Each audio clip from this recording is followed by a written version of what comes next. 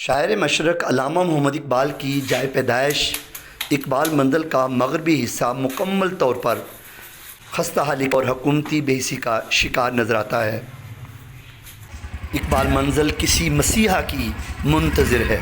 معزز ناظرین، آپ نے شاعر مشرق علامہ محمد اقبال کی جائے پیدائش کئی بار دیکھی ہوگی، لیکن اقبال منزل کا آج وہ حصہ ہم آپ کو دکھانے جا رہے ہیں جو اصل میں اقبال منزل کہلاتی ہے، اور یہ گلی حسام الدین میں موجود ہے۔ آئیے آپ کو گلی حسام الدین لیے چلتے ہیں جو کہ اقبال منزل سے چند قدم کے فاصلے پر ہے۔ یہ وہی گلی ہے جس میں علامہ محمد اقبال کی جائے پیدائش یعنی محلہ چوڑی گراں میں موجود ہے۔ گلی کے اندر جب ہم داخل ہوتے ہیں تو پھر یہ ہمیں سامنے بالکل ایک احاطہ سا نظر آئے گا جو کہ اقبال منزل کی طرف جاتا ہے، اور اس احاطے میں وہ اقبال منزل موجود ہے جو محلہ چوڑی گراں کی طرف واقع ہے اور اقبال منزل کہلاتی ہے۔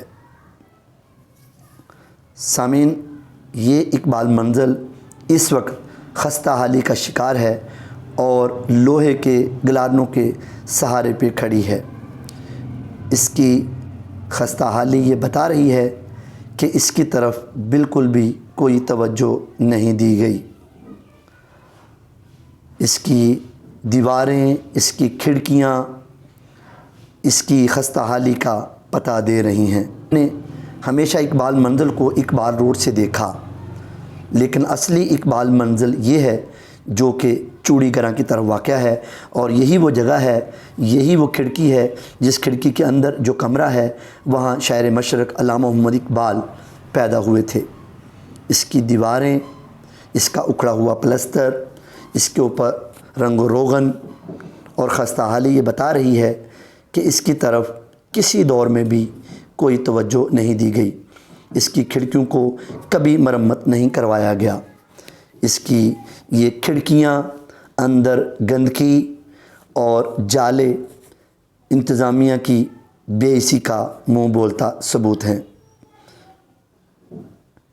ناظرین، جسے ہم اقبال منزل کہتے ہیں، ساری دنیا اس سے واقف ہے کہ یہاں شاعر مشرق علامہ محمد اقبال پیدا ہوئے تھے، جو کہ علامہ اقبال کے دادا شیخ محمد رفیق نے 1861 میں اس مکان کو خریدا تھا، اور یہ وہی اس کا صدر دروازہ ہے۔ اقبال منزل کا یہ مغربی حصہ جو چوڑی گراں کی طرف ہے، یہاں یہ قدیم طرز کے تعمیر کا نادر نمونہ ہے۔ یہیں پر سابقہ دروازہ بھی ہے جو بھی آپ نے دیکھا۔ پورا مکان یورپین طرز کا ہے۔ 3 منزلہ عمارت میں یہ اقبال منزل اپنی بے حسی کا رونا روتی ہوئی دکھائی دیتی ہے۔ اقبال منزل جس میٹیریل سے تیار ہوئی، اس زمانے میں چونکہ سیمنٹ وغیرہ کا استعمال نہیں ہوتا تھا، خاص عمارتیں چونے گچی اینٹ کو پیس کر اس میں چونا ملا کر اس کو تیار کیا جاتا تھا، اور اسی مسالے سے یہ بلڈنگ تیار ہوئی ہے۔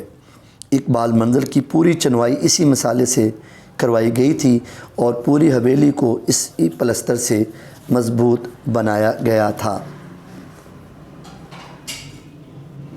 سبھی لوگ یہ مانتے ہیں کہ اقبال نے بچپن، لڑکپن اور جوانی کے ایام اسی اقبال منزل میں گزارے تھے، بلکہ ان کی پہلی شادی بھی اسی مکان میں ہوئی تھی۔ کبوتر پالنا، پتنگ اڑانا بھی اسی عمارت سے منسوب ہے، اور 28 اپریل 1944 کو قائد اعظم بھی اسی اقبال منزل میں تشریف لائے تھے، اور بہت سی شخصیات اس اقبال منزل میں تشریف لا چکی ہیں۔ بدقسمتی سے کبھی بھی اقبال منزل کی طرف سنجیدگی سے توجہ نہیں دی گئی۔ گزشتہ کئی سال پہلے یہاں پر 1,40,00,000 روپے گرانٹ بھی دی گئی تھی، مگر اس پر صرف 35 لاکھ روپے خرچ کر کے باقی رقم کو واپس کر دیا گیا۔ کتنے دکھ اور افسوس کی بات ہے کہ اقبال منزل کی یہ جو لوہے کی سلاخیں اور لوہے کے گلارن آپ کو نظر آ رہے ہیں، یہ اس کی خستہ حالی کا رونا رو رہے ہیں۔ اقبال منزل ایک مرتبہ پھر حکومتی بے حسی کا شکار ہو چکی ہے۔